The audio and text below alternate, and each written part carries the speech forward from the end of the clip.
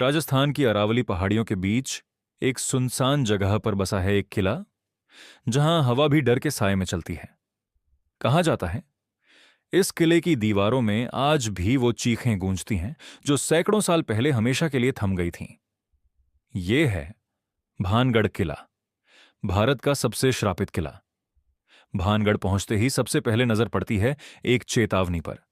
सूर्यास्त के बाद इस परिसर में प्रवेश वर्जित है। ये बोर्ड भारतीय पुरातत्व सर्वेक्षण विभाग ने लगाया है। लोग कहते हैं रात होते ही यहां वो दिखाई देता है जो दिखना नहीं चाहिए। किले का इतिहास 16वीं शताब्दी से शुरू होता है। इसका निर्माण राजा माधो सिंह ने करवाया था, जो आमेर के प्रसिद्ध शासक राजा मान सिंह के छोटे भाई थे। किला अपनी सुंदरता और वास्तुकला के लिए जाना जाता था। कभी यह नगर बेहद समृद्ध था। महल, मंदिर, नर्तकियां और बाजार, जहां दिन रात रौनक रहती थी। लोग कहते हैं भानगढ़ एक स्वर्ग था, जब तक कि उस पर नजर नहीं लगी। भानगढ़ की राजकुमारी रत्नावती अपनी सुंदरता के लिए पूरे प्रदेश में प्रसिद्ध थी। कहा जाता है उसके रूप के चर्चे दूर दूर तक फैल चुके थे।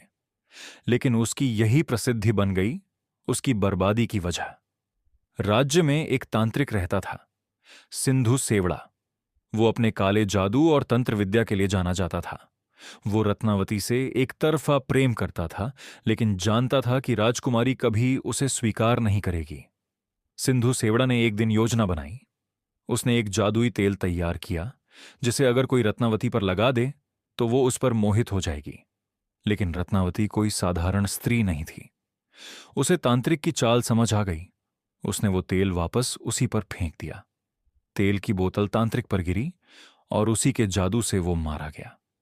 मरते वक्त उसने अंतिम शब्द बोले, भानगढ़ अब कभी आबाद नहीं होगा।